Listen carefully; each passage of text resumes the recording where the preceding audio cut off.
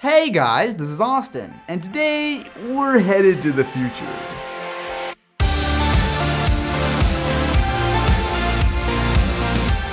If somehow you've never heard of the Oculus Rift, I've done a few videos on the original version and a couple prototypes, but the Developer Kit 2 is actually on sale right now if you want to give VR a shot. Pop open the box and you'll find everything you need to get started, including the new positional tracking camera, which reads the IR lights built into the headset. From the outside, it's similar to the original Rift, but Oculus has changed quite a bit in just a year.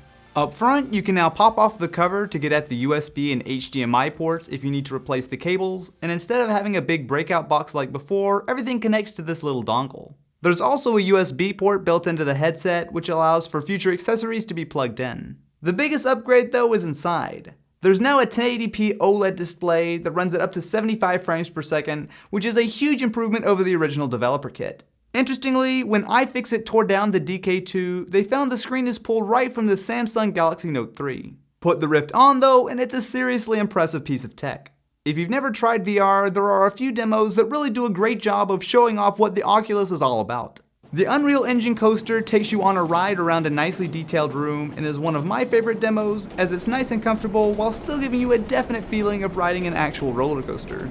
Between the accelerometer built into the headset and the new positional tracker, it does a much better job of tracking your head, allowing you to do things like lean in and out. Another great game is Couch Nights. Most of the best Oculus demos take advantage of you sitting down by putting an actual body into the game, which does a lot for immersion. Being able to look around to follow the action as if you're sitting in an actual room is easily one of the coolest VR experiences I've tried so far. Games like Impossible are a lot faster and can be a bit disorienting, but even here the DK2 is much more usable than the original. The extra resolution helps, although you can still clearly see pixels, but the faster refresh rate and quicker pixel switching time means that the entire experience is a lot more realistic with almost no smearing or blurring. Not everything is as intense though. Ocean Rift is a straightforward diving demo that lets you explore the ocean, which really shows off the huge scale that VR can give, and the jump scares when you get eaten by a shark too.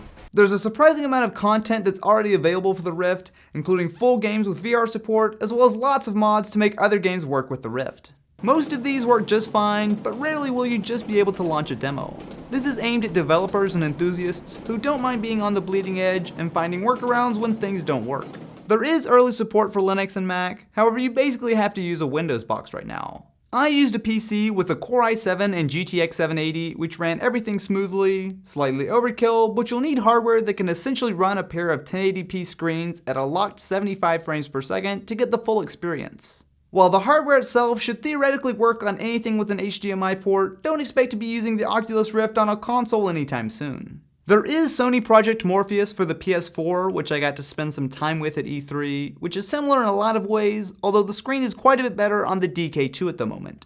The difference is that you can order the latest Oculus Rift right now, where the Morpheus is at least a year away. The DK2 is a great way to get into virtual reality, but it's not for everyone. If you don't mind spending a little time getting things to work, and understand that there isn't a massive library of VR content just yet, then for $350, the Oculus Rift Developer Kit 2 is totally worth it. However, unless you're a major nerd, it's probably best to wait for next year for the consumer version to be released, alongside major titles like Eve Valkyrie.